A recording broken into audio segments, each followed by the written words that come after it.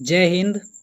आइए आज हम एक महत्वपूर्ण टॉपिक को देखते हैं, पीएच मान, जो बहुत बार एग्जामों में पूछा जाता है। तो पीएच मान क्या होता है, इसकी खोज कब हुई, स्केल पे कैसे हम जानते हैं कि कब क्षारीय और कब अम्लीय होता है।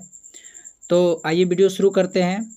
पीएच की खोज कब हुई थी, पीएच का फुल फॉर्म क्या होता है। तो पीएच का जो फुल फॉर्म होता है पावर ऑफ हाइड्रोजन होता है, और इसकी खोज 1909 में सोरेनसन नामक वैज्ञानिक ने किया था।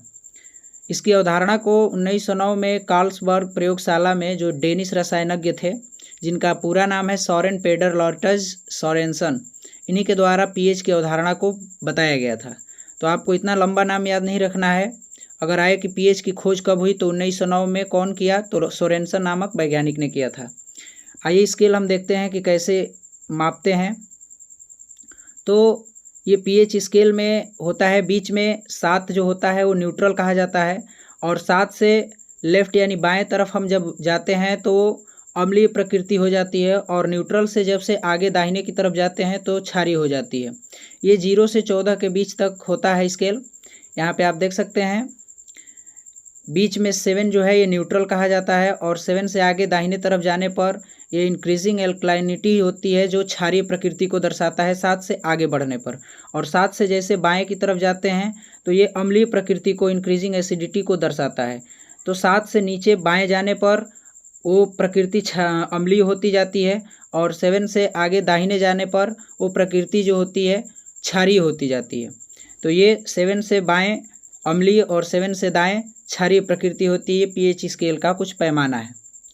आइए क्वेश्चन देखते हैं, पानी का पीएच मान कितना होता है। तो शुद्ध जल जो है उसका पीएच मान 7 होता है। अगला क्वेश्चन है कि नींबू का पीएच मान कितना होता है। तो नींबू का जो पीएच मान 2.2 होता है, कहीं कहीं पे 2 भी दिया होता है, तो 2.2 नींबू का पीएच मान होता है। ये आपके सामने स्लाइड में नींबू। अगला क्वेश्चन है कि जो हमारा ब्लड होता है, खून, तो रक्त का पीएच मान कितना होता है। तो हमारा जो ब्लड होता है उसका जो पीएच मान होता है 7.4 होता है। बहुत बार एग्जाम में पूछा गया है कि ब्लड का पीएच मान कितना होता है, तो याद रखेंगे 7.4 होता है। अगला क्वेश्चन है कि दूध का पीएच मान कितना होता है। तो मिल्क का जो पीएच वैल्यू है 6.4 होता है। ये दूध का पीएच वैल्यू है, यहाँ पे आप स्लाइड में देख सकते हैं। अगला क्वेश्चन है कि मूत्र का पीएच मान कितना होता है। ये भी बहुत बार पूछा गया है। तो जो हमारा मूत्र होता है उसका पीएच मान औसत में देखें तो 6.0 होता है, लेकिन यह 4.5 से 8.0 तक हो सकता है, वो परिस्थिति पे निर्भर करता है। यहाँ पे आप स्लाइड में देख सकते हैं। आई होप आपको वीडियो अच्छे तरीके से समझ में आ रहा होगा। अच्छा लगे तो चैनल को सब्सक्राइब करें, लाइक शेयर कमेंट जरूर करें। आगे देखते हैं कि सिरका का पीएच मान कितना होता है। तो सिरका का जो पीएच मान होता है 2.4 से 3.4 तक होता है, इसको विनेगार कहा जाता है। यहाँ पे देख सकते हैं। अगला है कि नमक जो NaCl होता है इसका पीएच मान कितना होता है। तो जो नमक हम खाते हैं उसका पीएच मान जो है 7 होता है, और नमक का जो रासायनिक नाम है सोडियम क्लोराइड NaCl होता है। अगर आपको विभिन्न तत्वों के रासायनिक नाम देखने हैं तो मैं वीडियो के नीचे डिस्क्रिप्शन में लिंक दे दिया हूँ, वहाँ से जा कर के आप महत्वपूर्ण तत्वों के रासायनिक नाम देख सकते हैं। यहाँ पे नमक का स्लाइड रहा। अगर किसी भी पदार्थ का पीएच मान 7 होता है तो न्यूट्रल कहा जाता है, यानी ना ही वो अम्लीय है और ना ही क्षारीय है, ना एसिड ना बेस। बेस का मतलब क्षार होता है, एसिड का मतलब अम्ल होता है। और कोई भी चीज़ स्वाद में अगर खट्टा है तो उसे अम्ल कहते हैं। तो स्वाद में कोई भी चीज़ खट्टा होता है वो अम्ल कहा जाता है।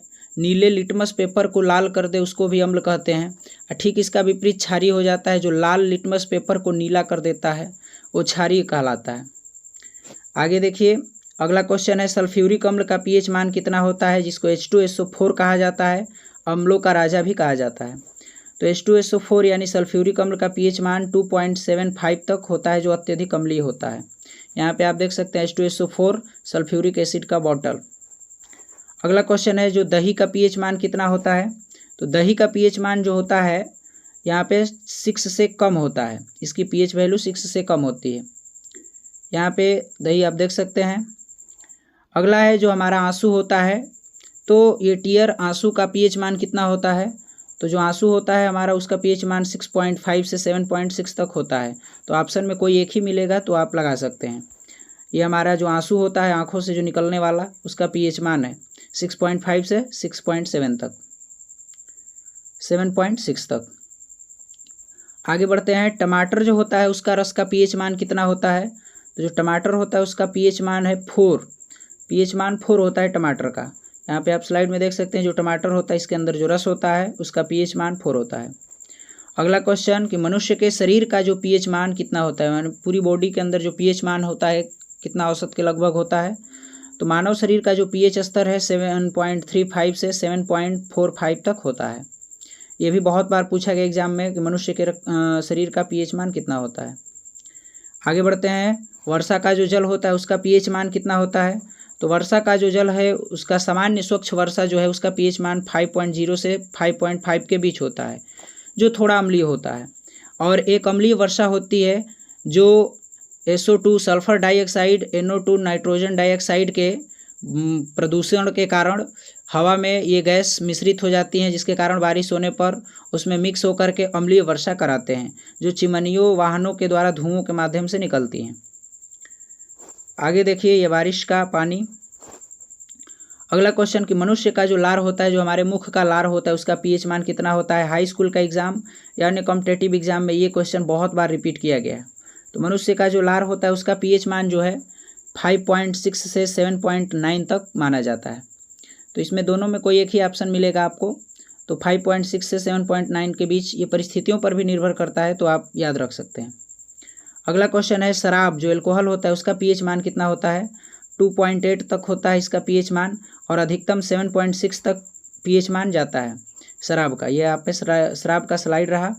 अगला है कि जो मिट्टी का pH मान कितना होता है? जो उपजाऊ अगर मिट्टी की बात करें तो उसका जो pH मान कृषि के लिए 5.5 से 7 के बीच होता है।